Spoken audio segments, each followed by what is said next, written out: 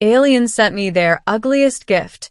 I called her beautiful and placed the stars in her hands. The message arrived without warning, etched across the stars in an iridescent spectrum of colors that no human eye had ever fully comprehended. It wasn't a signal that came through any known frequency or quantum channel. It was something different, something alive. I was alone on the observation deck of the Artemis, orbiting the fringes of the Magellan Nebula. Humanity had finally stretched its tendrils into the deeper cosmos, and we were attempting diplomacy with a civilization that had remained hidden for millennia. The emissaries, if they could be called that, had a reputation among interstellar contacts as cryptic, indifferent, and, occasionally, terrifying. The command had come through the usual channels. Prepare to receive the alien envoy. But nothing in my training had prepared me for the anomaly that blinked into existence before me. It was a gift. A small craft, barely larger than my own shuttle's cockpit, floated silently in the void, its hull a shimmering lattice of black and silver. It didn't dock. It hovered. The message was clear. Open the gift. I pressed the release sequence on the mechanical arm, and the container unfolded. Inside was a being. Or perhaps it was what passed for a being on their planet. The light refracted off its skin in erratic, jarring patterns, so bright that my visor needed filters to handle it, yet simultaneously so shadowed in its deepest recesses that my mind struggled to register its form. Its limbs were uneven, asymmetrical in ways that violated every earthly standard of proportion. Its face, well, it had none in the way humans understood faces. Its eyes were scattered, lids shifting in non-Euclidean arcs, and its mouth, if that was what it was, split open in multiple directions at once. The aliens had sent me what they considered their ugliest gift. I swallowed hard. My training screamed at me to step back, to call this in, to quarantine, to run.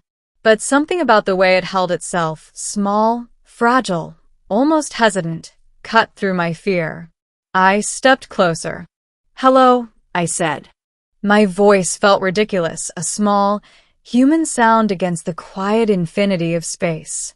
It tilted its head, or the closest equivalent it had, and emitted a soft harmonic resonance. My translator struggled, then decoded it into something resembling a sentence. "Do not fear. I am new." I blinked. "New? Like a child?" "New," I repeated. "Are you alone?" The being's gaze flickered to the stars outside, then back at me. Another resonance, then a sequence that my translator interpreted. "I am alone. I do not know where I belong." There was a loneliness in that confession that hit harder than any scream or warning.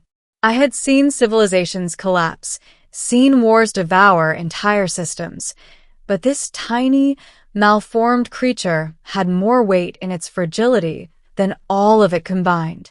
"Come," I said softly, motioning to the shuttle. "You can stay with me. I'll help you understand." It hesitated, then floated forward. Its movement was erratic but graceful, like a drifting flame. The first weeks were difficult. Humanity had never dealt with a life form so radically different. Medical scans confused our instruments. Its body emitted energy in ways that were incompatible with our biology. But I learned quickly that it didn't need healing. It needed understanding. It needed a place where it could exist without fear of being destroyed for its appearance. I gave it a name. Names were human constructs, yes, but even the most alien of beings could grasp them. I called her Lyra. Lyra adapted faster than I expected. She learned human language in hours, not days.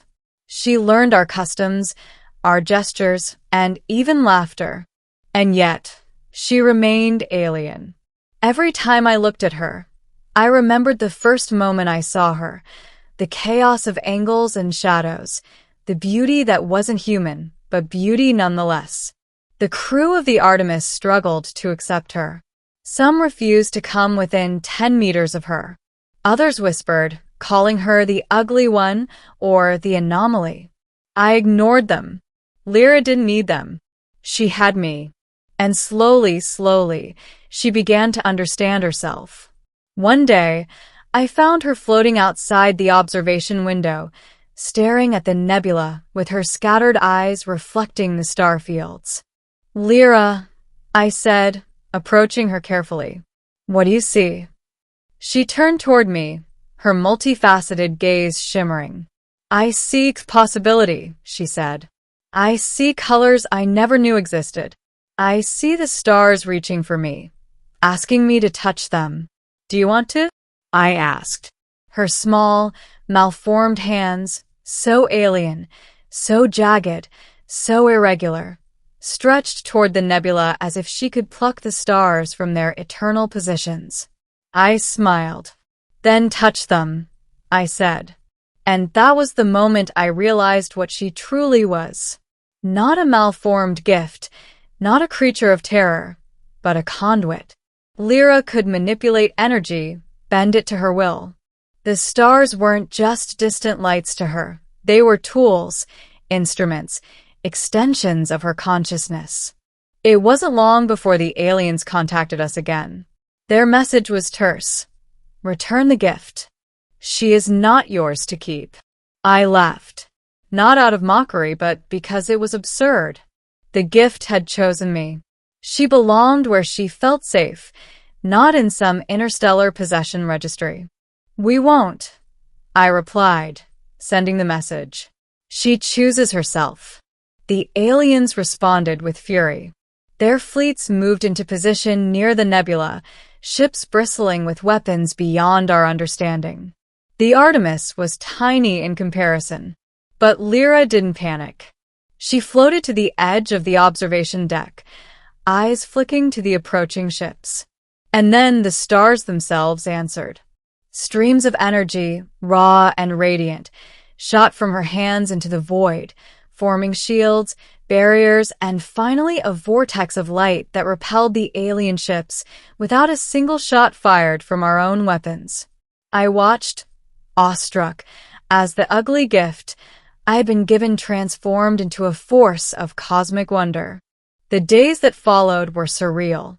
We communicated with the aliens, not through threats or diplomacy, but through Lyra. She reached into the void, bending space-time slightly, creating patterns and symmetries that spoke of understanding, cooperation, and beauty. The aliens, for the first time in recorded memory, listened. And I realized something profound. She wasn't just powerful. She was a bridge between civilizations, between shapes of life, between fear and wonder. Months passed. Lyra became a legend within the Artemis crew and, eventually, throughout human colonies that received word of her. They no longer called her ugly. They called her the Star Weaver. And in quiet moments, when the nebula outside glimmered like scattered diamonds, she would float to me, place her hands in mine, and the stars would align within them. Not as weapons, not as tools, but as gifts. "You called me beautiful," she said one evening, even when I could not see it in myself. "I did," I replied, "because beauty isn't symmetry. Beauty isn't what the eyes demand. Beauty is existence and courage and the willingness to touch the stars even when the universe tells you not to."